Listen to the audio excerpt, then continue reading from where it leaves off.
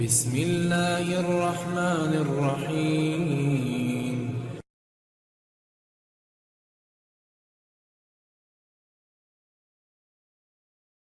بسم اللہ الرحمن الرحیم، والصلاة والسلام علیکم ورحمۃ اللہ وعلیہ آلہ وصحبہ یا حبیب اللہ۔ جی، تو جانور کا سینگ ٹوٹ کر زخم بھر جائے تو اس حوالے سے قربانی کے معاملے میں کیا حکم شرع ہے؟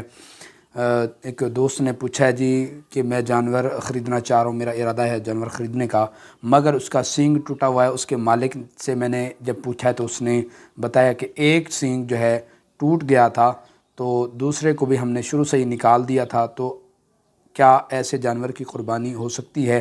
جبکہ اس کے سر پر بھی کچھ محسوس نہیں ہوتا اور نہ ہی سر پر اب کسی قسم کا کوئی زخم وغیرہ ہے، بالکل زخم بھی بھر چکا ہے، سارا معاملہ کلیئر ہے، ٹھیک ہے۔ تو کیا فرماتے ہیں اس متعلق شرعاً کیا اجازت ہے ایسے جانور کی قربانی کرنے کی یا نہیں ہے؟ اس حوالے سے آپ رہنمائی فرمائیں۔ تو بات یہ ہے کہ پوچھی گئی صورت کے اندر جو ہے اس جانور کی قربانی جائز ہے۔ سینگ کا ٹوٹنا اس وقت جو ہے عیب شمار ہوتا ہے جبکہ جڑ سمیت ٹوٹ جائے اور زخم بھی ٹھیک نہ ہوا ہو، ٹھیک ہے۔ لہذا اگر کسی جانور کا سینگ جڑ سمیت ٹوٹ جائے، زخم بھر جائے، تو اب اس کی قربانی ہو سکتی ہے، کیونکہ جس عیب کی وجہ سے قربانی نہیں ہو رہی تھی اب تو وہ عیب ہی ختم ہو چکا ہے اور لہٰذا اس کی قربانی ہو جائے گی۔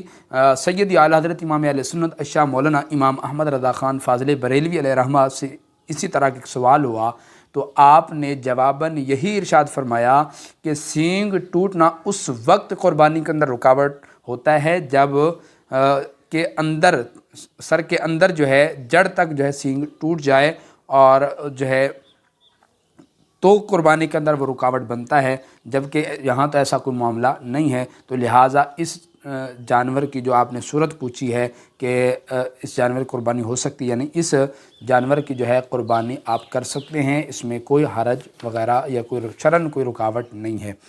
اسی طرح اس سے ایک ملتا جلتا ایک اور سوال ایک دوست نے کچھ عرصہ قبل کیا تھا، تو وہ کہہ رہے تھے کہ کسی نے قربانی کا ایسا جانور خریدا ہے جس کے سینگ جڑ سے نکال دیے گئے ہوں، پھر اس کا زخم بھر کر ٹھیک ہو گیا ہو، تو وہاں کھال جڑ بھی جو ہے نا مکمل ہو چکی ہے، جڑ چکی ہے، تو کیا ایسے جانور کے حوالے سے قربانی کا کیا حکم ہے کہ شرعاً ایسے جانور قربانی ہم کر سکتے ہیں یا نہیں کر سکتے؟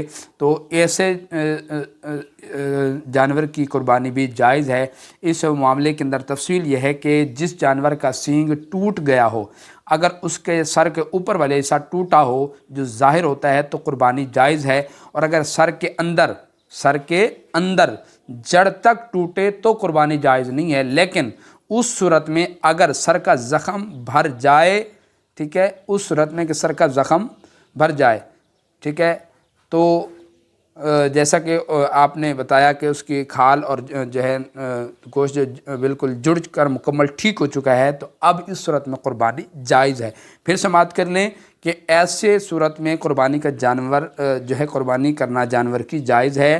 اس میں تفصیل یہ ہے کہ جس جانور کا سینگ ٹوٹ گیا ہو، جس جانور کا سینگ جو ہے ٹوٹ گیا ہو، ٹھیک ہے، اور اگر سر کے اوپر والا حصہ ٹوٹا ہو جو ظاہر ہوتا ہے تو قربانی جائز ہے، اگر سر کے اندر جڑ تک ٹوٹے تو قربانی جائز نہیں۔ لیکن اس صورت میں اگر سر کا زخم بھر جائے، جس طرح کہ آپ نے سوال میں بھی ذکر کیا کہ کھال اور جڑ مکمل ہو چکی ہے، تو اب اس صورت میں قربانی جائز ہے، ٹھیک ہے۔ اسی طرح ایک بھائی نے پوچھا تھا کہ اس حوالے سے بھی رہنمائی فرمائیں کہ ایک بکرا جس کے پیدائشی طور پر سینگ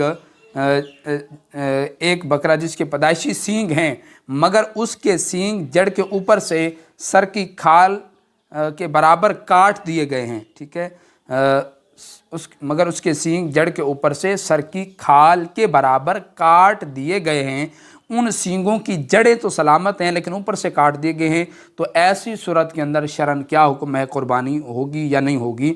تو دیکھیں بعض اوقات لوگ خوبصورتی کے لیے یا ڈیزائن کے لیے یا آج کل جس طرح आप देख रहे हैं कि फैशन भी चला हुआ है, लोग जो है सींग अगर बड़े हो जाते हैं तो बाज़ तब भी काट देते हैं, फैशन के तौर पर भी काट देते हैं, या वैसे भी किसी भी अलगर्ज वजह से जो है काट देते हैं।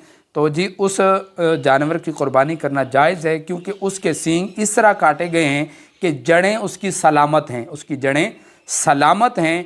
अगर जड़ें सलामत न रहती तो कुर्बानी न होती जब तक ज़ख़म न भरते, ठीक है। अगर चाहे जड़ से सींग निकल गया हो, लेकिन अगर ज़ख़म भर चुका है, बिल्कुल ठीक है, तंदुरुस्त है, अब कोई किसी किस्म का मसला उसको नहीं है, तो कुर्बानी जायज़ होती है। अगर सींग टूटे मगर अब ज़ख़म बाकी है तो उसकी कुर्बानी नहीं हो सकती, ठीक है। तो अगर किसी के पैदाइशी तौर पर वैसे ही सींग नहीं है तो भी उस जानवर की कुर्बानी हो सकती है। अल्लाह की बारगाह में दुआ है लम यज़ल हमें शरई मसाइल सीखते रहने की तौफ़ीक़ अता फ़रमाए। अल्लाह रब्बुल आलमीन जो आप कुर्बानी के लिए जानवर लोग ख़रीद रहे हैं, अल्लाह पाक हम सब की कुर्बानी करना अपने दरबार में कबूल व मंजूर फ़रमाए। आमीन। अस्सलामु अलैकुम व रहमतुल्लाहि व बरकातुहू।